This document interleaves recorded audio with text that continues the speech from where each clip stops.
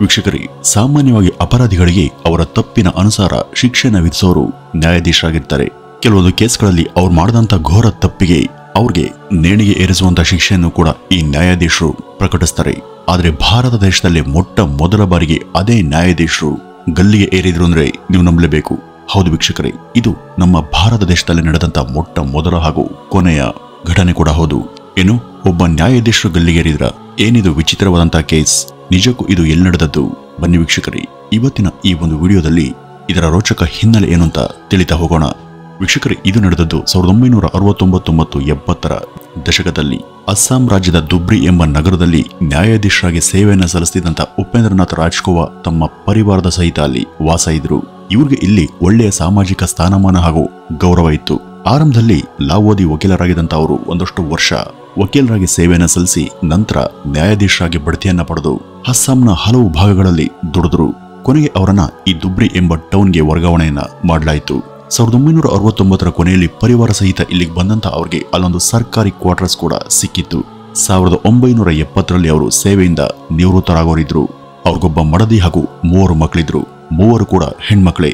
ಮೊದಲ ಮಗಳಿಗೆ ಮದುವೆ ಮಾಡಿದ್ರು, ಇನ್ನಿಬ್ರು ಓದ್ತಾ ಇದ್ರು. ಈ ರೀತಿದ್ದಾಗ ಅವರು ತಾವಿದ್ದಂತ ಕ್ವಾರ್ಟರ್ಸ್ನ ಶೌಚಾಲಯ ಎದುರಿಗಿದ್ದಂತ ಮರವೊಂದರ ಬೃಹತ್ ಕೊಂಬೆಯನ್ನ ಕಡಿಯುವಂತೆ ಅವರು ಅಲ್ಲಿದ್ದಂತ ಕೆಲಸಗಾರರಿಗೆ ಹೇಳಿದ್ರು. ನಂತರ ಆ ಮರವನ್ನ ಕಡಿದು ಅಲ್ಲೊಂದು ಹಳ್ಳವನ್ನ ಮಾಡಿದ್ರು. ಇದನ್ನ ಶೌಚದ ಪಿಟ್ಗಾಗಿ ನಿರ್ಮಿಸ್ತಿದ್ದೇವೆ ಅಂತ ಅವರು ಆ ಕೆಲಸಗಾರರಿಗೆ ಹೇಳ್ತಾರೆ. ಇದಾದ್ಮೇಲೆ ಅದ್ರ ಪಕ್ಕದಲ್ಲಿ ಇನ್ನೊಂದು ಅಂಥದ್ದೇ ಒಂದು ಅಗಲವಾದಂತ ಪಿಟ್ನಂತ ಸ್ಥಳವನ್ನ ಅವರು ರಚಿಸ್ಕೊಳ್ತಾರೆ. ಕ್ವಾರ್ಟರ್ಸ್ನ ಆವರಣದಲ್ಲಿ ಅವರು ಯಾಕೆ ಇಂಥ ಹಳ್ಳಗಳನ್ನ ರಚಿಸ್ಕೊಂಡಿದ್ದಾರೆ ಅಂತ ಮಾತ್ರ ಯಾರಿಗೂ ಗೊತ್ತಾಗ್ಲಿಲ್ಲ. ಇವರ ಕೊನೆ 2 ಹೆಣ್ಮಕ್ಳು ದೂರದ ಊರುಗಳಲ್ಲಿ ವ್ಯಾಸಂಗ ಮಾಡ್ತಿದ್ರು. 1970ರ ಫೆಬ್ರವರಿಯ ಮೊದಲ ವಾರದಲ್ಲಿ ಮನೆಯಲ್ಲಿ ಸರಸ್ವತಿ ಪೂಜೆ ಮಾಡೋದಾಗಿ ಹೇಳಿ ಇವರು ತಮ್ಮ ಹಿರಿಮಗಳನ್ನ ಮನೆಗೆ ಕರ್ಸ್ಕೊಂಡಿದ್ರು. ಅವತ್ತು ರಾತ್ರಿ 10 ಗಂಟೆವರೆಗೂ ಇವರೆಲ್ಲ ರಾತ್ರಿ ಡಿನ್ನರ್ ಮುಗಿಸಿ ಮಾತನಾಡ್ಕೊಂಡು ಸಹಜವಾಗಿ ಇದ್ದದನ್ನ ಆ ಮನೆ ಕೆಲಸಗಾರರು ನೋಡಿದ್ರು. ಆ ಸಂಜೆ ಉಪೇಂದ್ರನಾಥ್ ತಮ್ಮ ಕೆಲಸಗಾರರಿಗೆಲ್ಲ ಪೂಜೆಯ ಖರ್ಚಿಗೆ ಅಂತ ಸ್ವಲ್ಪ ಹಣವನ್ನ ಕೊಟ್ಟು ಹೊರಗಡೆ ಕಳಿಸಿದ್ರು. ಬೆಳಗ್ಗೆ ಎಂದಿನಂತೆ ಆ ಕೆಲಸಕ್ಕೆ ಆ ನೌಕರರು ಬಂದಾಗ ಆ ಇಡೀ ಮನೆಯಲ್ಲಿ ಈ ಜಡ್ ಸಾಹೇಬ್ರು ಒಬ್ಬರೇ ಇದ್ರು. ಇವರ ಪತ್ನಿ ಹಾಗೂ ಮಗಳು ಎಲ್ಲಿ? ಇವರೆಲ್ಲ ರಾತ್ರಿ ಒಟ್ಟಿಗೆ ಇದ್ರಲ್ಲ ಅಂತ ಅವರು ಚಿಂತಿಸಿದ್ರು. ಈ ಬಗ್ಗೆ ಯಾರೋ ಒಬ್ರು ಅವರೆಲ್ಲ ಎಲ್ಲಿ ಹೋದ್ರು ಅಂತ ಕೇಳಿದಾಗ ನ್ಯಾಯಾಧೀಶರು ತಮ್ಮ ಪತ್ನಿಗೆ ಹುಷಾರಿಲ್ಲ, ಹೀಗಾಗಿ ಆಕೆ ಜೊತೆ ನನ್ನ ಮಗಳು ಕೂಡ ಊರ್ಗ್ ಹೋಗಿದ್ದಾಳೆ ಅಂತ ಹೇಳ್ತಾರೆ. ಏನೋ ಇರಬಹುದೇನೋ ಅಂತ ಭಾವಿಸಿದಂತ ಆ ಆಡುಗಳು ಹೆಚ್ಚಿಗೇನು ವಿಚಾರಿಸದೆ ತಮ್ಮ ಕೆಲಸಗಳಲ್ಲಿ ತಾವು ನಿರತರಾಗ್ತಾರೆ. ಮನೆಯ ಹೊರಗಡೆ ನಿನ್ನೆವರೆಗೂ ಬಾಯಿಯನ್ನ ತೆರೆದುಕೊಂಡಿದ್ದಂತ ಆ ಹಳ್ಳಗಳಲ್ಲಿ ಒಂದು ಹಳ್ಳ ಅವತ್ತು ಸಂಪೂರ್ಣವಾಗಿ ಮಣ್ಣಿನಿಂದ ಮುಚ್ಚಲ್ಪಟ್ಟಿತ್ತು. ಒಂದು ಮಾತ್ರ ಖಾಲಿ ಇತ್ತು. ಇದು ಕೂಡ ನೌಕರರಿಗೆ ಯಾಕೆ ಹೇಗೆ ಅಂತ ಅರ್ಥ ಆಗ್ಲಿಲ್ಲ. ಅದ್ರ ಬಗ್ಗೆ ಈ ನ್ಯಾಯಾಧೀಶರನ್ನ ಕೇಳುವಂತ ಧೈರ್ಯ ಕೂಡ ಅವ್ರಿಗೆ ಇರ್ಲಿಲ್ಲ. ಈ ನೌಕರರು ಇದ್ರ ಬಗ್ಗೆ ಹೆಚ್ಚು ತಲೆ ಕೆಡಿಸಿಕೊಳ್ಳದೆ ತಮ್ಮ ಕೆಲಸಗಳಲ್ಲಿ ತಾವು ನಿರತರಾಗ್ತಾರೆ. ಇದಾಗಿ ಮರುದಿನ ಈ ನ್ಯಾಯಾಧೀಶರು ತಮ್ಮ 2 ಕಿರಿ ಮಕ್ಕಳನ್ನು ಕೂಡ ಪೂಜೆಗೆ ಬರೋದಿಕ್ಕೆ ಕೇಳ್ಕೊಳ್ತಾರೆ. ಆದ್ರೆ ಅವ್ರಿಗೆ ರಜೆ ಇರದ ಕಾರಣ ಅವರು ಮೊದಲಿಗೆ ಬರೋದಿಕ್ಕೆ ಆಗಲ್ಲ ಅಂತ ಹೇಳ್ತಾರೆ. ಆದ್ರೆ ಇವರು ಒತ್ತಾಯ ಮಾಡಿದಾಗ ಆ ಯುವತಿಯರು ರಜೆಯನ್ನ ಹಾಕಿ ಮನೆಗೆ ಬರ್ತಾರೆ. ಇವರು ಬಂದ ತಕ್ಷಣ ತಮ್ಮ ತಾಯಿ ಹಾಗೂ ಹಿರಿಯ ಸೋದರಿ ಬಗ್ಗೆ ವಿಚಾರಿಸಿದ್ರು. ಆಗ ಇವ್ರ ತಂದೆ ಅವರೆಲ್ಲ ಊರಿಗೆ ಹೋಗಿದ್ದಾರೆ, ಬೆಳಗ್ಗೆ ಬರ್ತಾರೆ ಅಂತ ಹೇಳಿದ್ರು. ಸರಿ, ಅವತ್ತು ರಾತ್ರಿ ಈ ಉಪೇಂದ್ರನಾಥ್ ತಮ್ಮ 2 ಮಕ್ಕಳ ಜೊತೆ ಡಿನ್ನರ್ನ ಮುಗಿಸಿ ತಮ್ಮ ಕೋಣೆಗೆ ಹೋಗಿ ಮಲಗ್ತಾರೆ. ಬೆಳಗ್ಗೆ ಕೆಲಸದವರು ಬಂದಾಗ ಆ ಕ್ವಾರ್ಟರ್ಸ್ನಲ್ಲಿ ಈ ನ್ಯಾಯಾಧೀಶರು ಮಾತ್ರ ಇದ್ದದ್ದು ಅವ್ರ ಗಮನಕ್ಕೆ ಬರುತ್ತೆ. ರಾತ್ರಿ ತಾನೇ ಅವರ 2 ಮಕ್ಕಳು ಕೂಡ ಅಲ್ಲೇ ಇದ್ರು, ಆದ್ರೆ ಈಗ ಇಲ್ಲ. ಈ ಬಗ್ಗೆ ಅವರು ವಿಚಾರಿಸಿದಾಗ ಯಾರೋ ಸಂಬಂಧಿಗಳು ಹುಷಾರಿಲ್ಲದ ಕಾರಣ ಅವರನ್ನ ಕಾಣುವ ಸಲುವಾಗಿ ಬೆಳ್ಳಂಬೆಳಿಗ್ಗೆ ಇವರು ಹೊರಟು ಹೋದ್ರು ಅಂತ ಈ ಉಪೇಂದ್ರನಾಥ್ ಹೇಳಿದ್ರು. ಆದ್ರೆ ನಂತರ ನಿನ್ನೆಯವರೆಗೂ ತೆರೆದಿದ್ದಂತ ಆ ಇನ್ನೊಂದು ಹಳ್ಳ ಸಂಪೂರ್ಣವಾಗಿ ಮುಚ್ಚಿ ಹೋಗಿದ್ದನ್ನ ಈ ಒಂದು ನೌಕರರು ನೋಟಿಸ್ ಮಾಡ್ತಾರೆ. ಈ ಬಗ್ಗೆ ಅವ್ರಿಗೆ ಡೌಟ್ ಬಂದ್ರು ಕೂಡ ಅದ್ರ ಬಗ್ಗೆ ಕೇಳೋದಕ್ಕೆ ಧೈರ್ಯ ಇಲ್ಲದೆ ಅವರೆಲ್ಲ ಸುಮ್ಮನಾಗ್ತಾರೆ. ಅವತ್ತು ಸಂಜೆ ಆದ್ರೂ ಕೂಡ ಈ ಉಪೇಂದ್ರನಾಥ್ ರವರ ಕುಟುಂಬದ ಯಾರು ಕೂಡ ವಾಪಸ್ ಬರಲಿಲ್ಲ. ಈ ಉಪೇಂದ್ರನಾಥ್ 1970ರ ಫೆಬ್ರವರಿಯಲ್ಲಿ ಅವರು ಸೇವೆಯಿಂದ ನಿವೃತ್ತರಾಗ್ತಾರೆ. ನಿವೃತ್ತರಾದಂತ ಮುಂದಿನ ಕೆಲವಾರು ವಾರಗಳವರೆಗೂ ಅವರು ಅಲ್ಲಿಯೇ ಇರ್ತಾರೆ. ನಂತರ ಆ ಒಂದು ಕ್ವಾರ್ಟರ್ಸ್ ಅನ್ನ ತಾವೊಬ್ಬರೇ ಖಾಲಿ ಮಾಡಿ ಬೇರೆ ಕಡೆಗೆ ಶಿಫ್ಟ್ ಆಗ್ತಾರೆ. ಕೊನೆಗೂ ಅಲ್ಲಿದ್ದಂತ ನೌಕರರಿಗೆ ಇವರ ಪರಿವಾರದ ಇತರರು ಏನಾದರೂ ಎಲ್ಲಿ ಹೋದ್ರು ಅಂತ ಮಾತ್ರ ಗೊತ್ತಾಗ್ಲೇ ಇಲ್ಲ. ಅಲ್ಲಿಂದ ಹೊರಡುವಾಗ ಮಾತ್ರ ಈ ಉಪೇಂದ್ರನಾಥ್ ರವರು ಅವರೆಲ್ಲ ದೆಹಲಿಯಲ್ಲಿ ಇದ್ದಾರೆ, ಈಗ ತಾನು ಕೂಡ ಅಲ್ಲಿಗೆ ಹೋಗ್ತಿದ್ದೀನಿ ಅಂತ ಹೇಳಿ ಹೊರಟು ಹೋಗ್ತಾರೆ.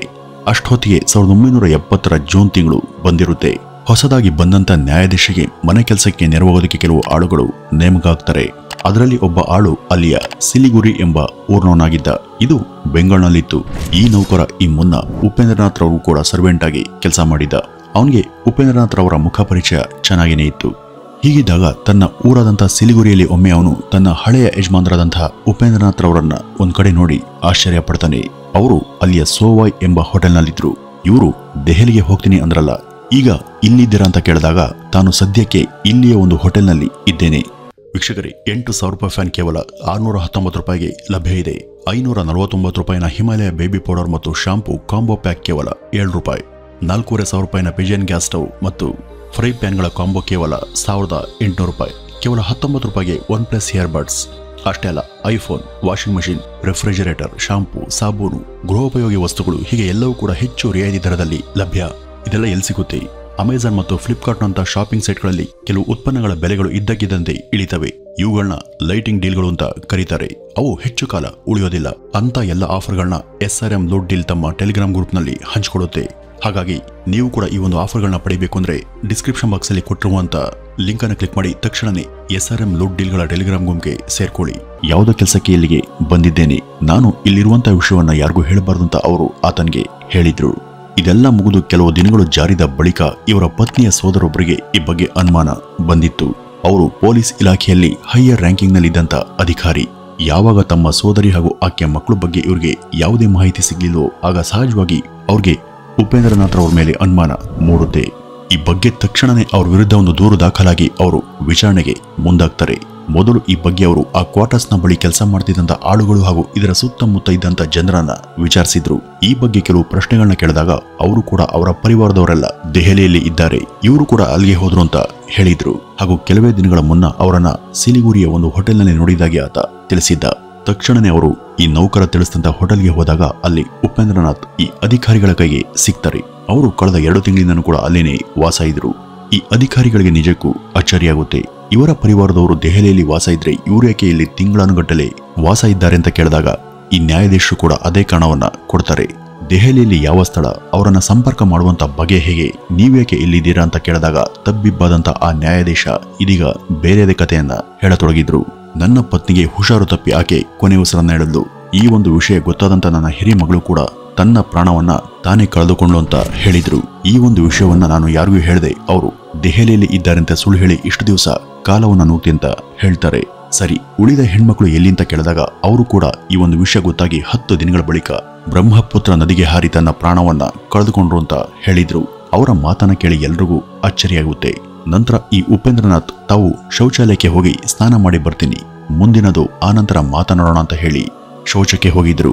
ಆದ್ರೆ ಬಾತ್ರೂಮ್ನ ಒಳ ಹೊಕ್ಕಂತ ಜಡ್ಜ್ ಎಷ್ಟು ಹೊತ್ತಾದ್ರೂ ಕೂಡ ಹೊರಗಡೆ ಬರ್ದೇ ಇದ್ದಾಗ ಆ ಬಾಗಿಲನ್ನ ಬಲವಂತದಿಂದ ತೆಗೆದಂತ ಅಧಿಕಾರಿಗಳು ಒಳನುಗ್ದಾಗ ಅಲ್ಲಿ ಜಡ್ಜ್ ಸಾಹೇಬ್ರು ಚಾಕುವೊಂದರಿಂದ ತಮ್ಗೆ ತಾವೇ ಚುಚ್ಕೊಂಡು ರಕ್ತದ ಮಡುವಲ್ಲಿ ಬಿದ್ದದ್ದು ಕಂಡುಬರುತ್ತೆ. ಆದ್ರೆ ಅವರಿನ್ನೂ ಜೀವಂತವಾಗಿದ್ರು. ತಕ್ಷಣ ಅವರನ್ನ ಆಸ್ಪತ್ರೆಗೆ ಒಯ್ದು ತುರ್ತು ವಿಭಾಗದಲ್ಲಿ ಚಿಕಿತ್ಸೆಯನ್ನ ಕೊಡಲಾಯಿತು. ಅಲ್ಲಿ 2 ತಿಂಗಳ ಕಾಲ ಅವರು ರೆಸ್ಟ್ ಮಾಡಿದ್ರು. ಸಮಯೋಚಿತವಾಗಿ ಸಿಕ್ಕಂತ ಚಿಕಿತ್ಸೆಯಿಂದಾಗಿ ಅವರು ಬದುಕುಳಿದ್ರು. ನಂತರ ಅವರು ನೀಡಿದಂತ ಹೇಳಿಕೆಗಳು ವಿವಾದಮಯವಾಗಿದ್ವು. ಇಷ್ಟು ದಿನ ಅವರು ಹೇಳಿದ್ದೇ ಬೇರೆ ಹಾಗೂ ಈಗ ಹೇಳ್ತಿರೋದೇ ಬೇರೆ. ಅವರ ಪತ್ನಿಗೆ ಕಾರು ಅಪಘಾತ ಆಗಿ ಅವರ ಆರೋಗ್ಯ ಹದಗೆಟ್ಟು ಅವರು ಮರಣಿಸಿದಾಗ ಈ ಬಗ್ಗೆ ಹತಾಶರಾದಂತ ಇವರ 3 ಮಕ್ಕಳು ಒಂದೊಂದು ರೀತಿಯಲ್ಲಿ ತಮ್ಮ ಪ್ರಾಣವನ್ನ ತಾವೇ ಕಳೆದುಕೊಂಡ್ರು ಅಂತ ಹೇಳಿದ್ರು. ಇದರಲ್ಲಿ ಯಾವುದು ನಿಜ, ಯಾವುದು ಸುಳ್ಳು ಎಂಬ ಗೊಂದಲ ಇನ್ನೂ ಕೂಡ ಪೊಲೀಸರಲ್ಲಿತ್ತು. ಈ ಸಲ ಅವರನ್ನ ಸತ್ಯ ಸಂಗತಿ ಏನು ಅಂತ ಹೇಳುವಂತೆ ಒತ್ತಾಯ ಮಾಡಿದಾಗ ಅಸಲಿ ವಿಷಯವನ್ನ ಕೊನೆಗೂ ಈ ಜಡ್ಜ್ ಸಾಹೇಬ್ರು ಬಾಯ್ಬಿಟ್ಟಿದ್ರು. ಅವರು ಅಲ್ಲಿವರೆಗೂ ಹೇಳಿದ್ದೆಲ್ಲ ಅಪ್ಪಟ ಸುಳ್ಳು. ವಾಸ್ತವವಾಗಿ ಅವರ ಪತ್ನಿ ಹಾಗೂ ಮಕ್ಕಳನ್ನ ಅವರೇ ಕೈಯಾರೆ ಕೊಲೆ ಮಾಡಿದ್ರು. ಆ ರಾತ್ರಿ ಡಿನ್ನರ್ ಮುಗಿಸಿ ಪತ್ನಿ ಹಾಗೂ ಹಿರಿಯ ಮಗಳನ್ನ ಆ ರಾತ್ರಿನೇ ಕೊಲೆ ಮಾಡದಂತ ಅವರು ಅವರನ್ನ ಶೌಚದ ಬಳಿ ಇದ್ದಂತ ಆ ಒಂದು ಪಿಟ್ಟಿಗೆ ಹಾಕಿ ಮುಚ್ಚಿದ್ರು. ನಂತರ ಇದಾಗಿ 15 ದಿವಸಗಳ ನಂತರ ಉಳಿದ ಮಕ್ಕಳನ್ನ ಅವ್ರಿಗೆ ಪರೀಕ್ಷೆ ಇದ್ರೂ ಕೂಡ ಬಲವಂತವಾಗಿ ಮನೆ ಕರೆಸ್ಕೊಂಡು ಆ ರಾತ್ರಿ ಅವರನ್ನ ಹತ್ಯೆ ಮಾಡಿದ್ರು. ಅದರಲ್ಲೂ ಕೊನೆಯ ಮಗಳನ್ನ ಕೊಲ್ಲೋದಕ್ಕೆ ಇಚ್ಛಿಸಿದಂತ ಅವರು ಅವಳೊಬ್ಬಳನ್ನ ಮಾತ್ರ ತಮ್ಮ ಒಬ್ಬ ನೌಕರನ ಸಹಾಯದಿಂದ ಕೊಲ್ಲಿಸಿದ ಬಗ್ಗೆ ಅವರು ಬಾಯ್ಬಿಟ್ಟಿದ್ರು. ಹಾಗೂ ಅವರನ್ನ ಕಿಚನ್ ಬಳಿ ತೆರೆಯಲಾಗಿದ್ದಂತ ಹಳ್ಳದಲ್ಲಿ ಹೂತಾಕಿದ್ರು. ಇವರ ಈ ಒಂದು ವಿವರಣೆ ಕೇಳದಂತ ಅಧಿಕಾರಿಗಳು ನಿಜಕ್ಕೂ ದಿಗ್ಭ್ರಮರಾಗಿದ್ರು. ಇದರಲ್ಲಿ ಭಾಗಿಯಾದ ನೌಕರರನ್ನು ಕೂಡ ಹಿಡಿದು ಬಂಧಿಸಲಾಯಿತು. ಅಪರಾಧಿಗಳಿಗೆ ಶಿಕ್ಷೆ ಕೊಡುವಂತ ನ್ಯಾಯಾಧೀಶರೇ ಇಂಥ ಕೌಟುಂಬಿಕ ನರಮೇಧ ಕೇಳಿದದ್ದು ಸರಿನಾ? ಅವ್ರಿಗೆ ಹೀಗೆ ಮಾಡೋದಕ್ಕೆ ಮನ್ಸಾದ್ರೂ ಹೇಗೆ ಬಂತು? ಇಷ್ಟಕ್ಕೂ ನೀವು ಇಂಥ ಒಂದು ಘೋರ ಕೃತ್ಯವನ್ನ ಮಾಡೋದಕ್ಕೆ ಕಾರಣ ಏನು ಅಂತ ಕೇಳಿದಾಗ ಅದರ ಹಿಂದಿನ ಕಾರಣವನ್ನ ಮಾತ್ರ ಯಾವ ಕಾರಣಕ್ಕೂ ಅವರು ಯಾರಿಗೂ ಹೇಳಲೇ ಇಲ್ಲ. ಕೊನೆಯವರೆಗೂ ಈ ಹತ್ಯೆಗಳಿಗೆ ಮೋಟಿವ್ ಏನು ಅಂತ ಅವರು ಯಾರ ಬಳಿ ಕೂಡ ಬಾಯ್ಬಿಡ್ಲಿಲ್ಲ. ಆತ ಹೇಳಿದಂತೆ ಆ ಒಂದು ಕ್ವಾರ್ಟರ್ಸ್ನ ಬಳಿ ಆ ಹಳ್ಳಗಳನ್ನ ಅಗಸ್ದಾಗ ಅಲ್ಲಿ 4 ಸ್ತ್ರೀ ದೇಹಗಳು ಪತ್ತೆಯಾದವು. ಇವು ಆತ ನಡೆಸಿದಂತ ಹತ್ಯೆಗಳಿಗೆ ಸಿಕ್ಕಂತ ಪ್ರಾಥಮಿಕ ಸಾಕ್ಷಿಗಳು. ಆತನ ಈ ಇಡೀ ಹೇಳಿಕೆಯನ್ನ ಜಿಲ್ಲಾ ಮ್ಯಾಜಿಸ್ಟ್ರೇಟ್ ಕೋರ್ಟ್ನಲ್ಲಿ ದಾಖಲಿಸಲಾಯಿತು. ಈ ಬಗ್ಗೆ ಮುಂದಿನ 3-4 ವರ್ಷಗಳವರೆಗೂ ವಿಚಾರಣೆಯಾಗಿ 1976ರ ಫೆಬ್ರವರಿ 14ನೇ ತಾರೀಕು ಜೋಹ್ರಾತ್ ಜೈಲಿನಲ್ಲಿ ಇವರಿಗೆ ಮರಣದಂಡನೆ ಶಿಕ್ಷೆ ಲಭ್ಯ ಆಗುತ್ತೆ. ಇದರ ವಿರುದ್ಧ ಉಪೇಂದ್ರನಾಥ್ ಹೈಕೋರ್ಟ್ ಹಾಗೂ ಸುಪ್ರೀಂ ಕೋರ್ಟ್ಗೂ ಕೂಡ ಅಪೀಲನ್ನ ಹೋದ್ರು. ಅವರ ಅಪ್ರೋಚ್ ಅಲ್ಲಿ ಅಂಗೀಕಾರ ಆಗಲಿಲ್ಲ. ಇಂಥ ವ್ಯಕ್ತಿಗೆ ಮರಣದಂಡನೆ ಸೂಕ್ತ ಅಂತ ಜಡ್ಜ್ಮೆಂಟ್ ಕೊಡಲಾಯಿತು.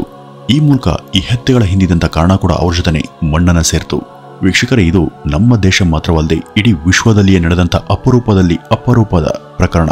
ಇಷ್ಟಕ್ಕೂ ಅವರು ತಮ್ಮ ಹೆಂಡತಿ ಹಾಗೂ ತಮ್ಮ 3 ಮಕ್ಕಳನ್ನ ಕೊಂದಿದ್ಯಾಕೆ? ಇದಕ್ಕೆ ನಿಜಕ್ಕೂ ಏನ್ ಕಾರಣ ಇರಬಹುದು? ಇದನ್ನ ಕಮೆಂಟ್ನ ಮೂಲಕ ನೀವು ತಿಳಿಸಿ ಅಂತ ಹೇಳ್ತಾ ಈ ಒಂದು ವಿಡಿಯೋವನ್ನ ಇಲ್ಲಿಗೆ ಮುಗಿಸೋಣ. ನಮಸ್ಕಾರ.